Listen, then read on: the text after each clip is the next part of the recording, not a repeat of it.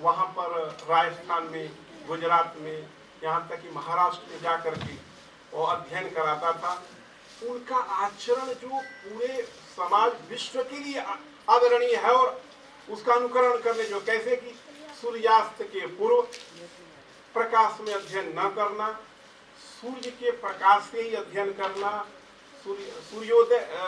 सूर्योदय के बाद अध्ययन करना, सूर्यास्त के बाद अध्ययन न करना, कृत्रिम प्रकाश से दूर रहना, ये जो अभी सचल दूरभाष जो है मोबाइल इत्यादि का उपयोग न करना, जो प्राचीन परंपरा, जो ऋषियों की परंपरा रही है, उस परंपरा का पालन करना। और उसमें हमने देखा कि ऐसा उनके जो जीवन चरित्र और आचरण का यदि हम निर्वाह करते हैं, वो जो किसी समाज में देखा जाता है, तो जैन समाज में ही हमें परिलक्षित होता है। तो जैन धर्म दर्शन एक ऐसा दर्शन है, और श्रमण जो एक शाखा, एक धारा चली वैदिक की, और श्रमण की एक धारा चली, वह धारा मिल करके भारतीय संस्कृति को संपुष्ट करती है। वैसे देखा जाए भारतीय संस्कृति का जो मूल तत्व है वो जैन धर्म दर्शन में हमें प्राप्त होता है। जैसे देखे ये जो मोक्ष के मार्ग जैन दर्शन में होता है, त्रिरत्न आप सभी जानते होंगे, सम्यक दर्शन, सम्यक चारित्र, ये और सम्यक ज्ञान, ये तीन मार्ग। और हमारे सभी दर्शन में आया है कि जैसे आया कि न्याय दर्शन में 16 पदार्थों के तत्व ज्ञान से मोक्ष की प्राप्ति होती है, तो उन्होंने सबसे पहले कहा हमारा चरित्र सम्यक होना चाहिए। तो चरित्र यदि सम्यक होगा तभी जाकर के सम्यक ज्ञान हो सकता है।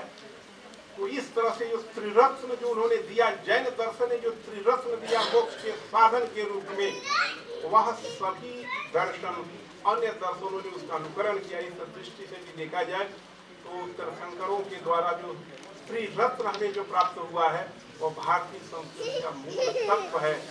और देखा जाए तो चित्त के जो कषाय है, उस कषायों को नष्ट करने के लिए जो जो भी जैन दर्शन में मार्ग बताए, वह मार्ग सभी अनुकरणीय है।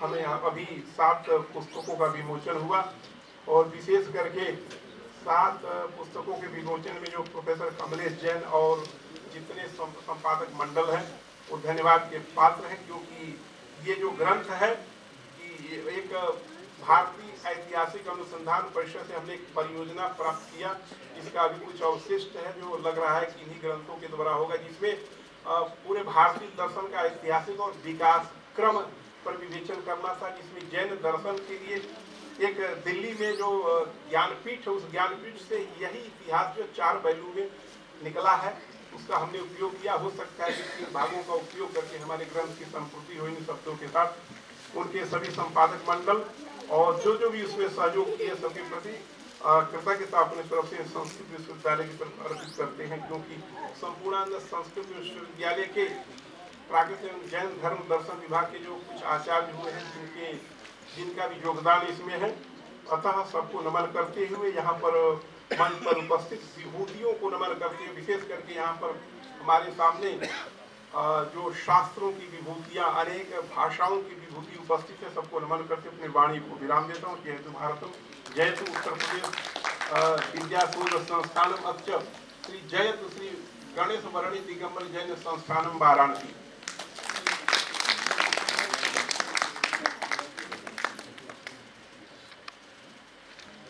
बहुत बहुत धन्यवाद सर। उद्घाटन समारोह के अंत में मैं धन्यवाद ज्ञापन करने के लिए आदरणीय प्रोफेसर फूलचंद जैन प्रेमी जी को बुलाना चाहूंगी। Sir please.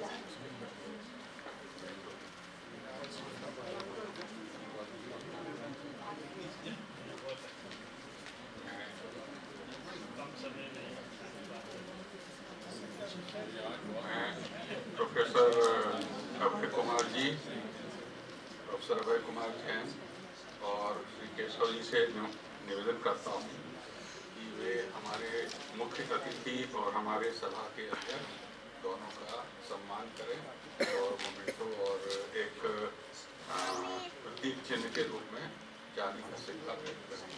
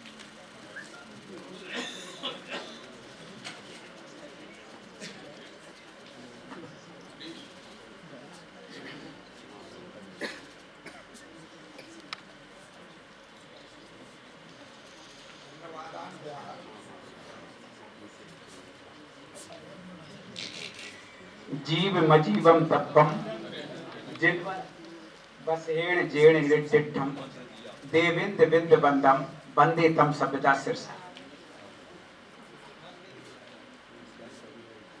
Professor Abhay Kumar जी को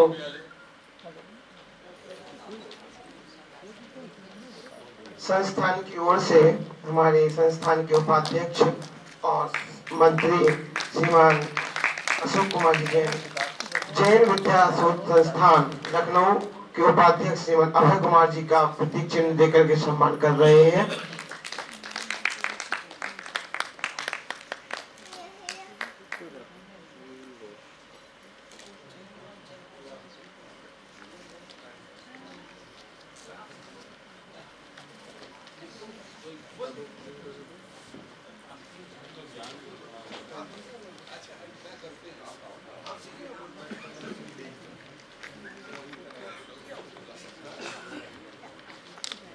संस्थान के संयुक्त मंत्री श्री प्रोफेसर अशोक कुमार जी से निवेदन है कि वो आए और प्राकृत विद्यापीठ शिवन बिलगोला के निर्देशक श्रीमान जय कुमार जी उपाध्याय का संस्थान की ओर से सम्मान किया जा रहा है।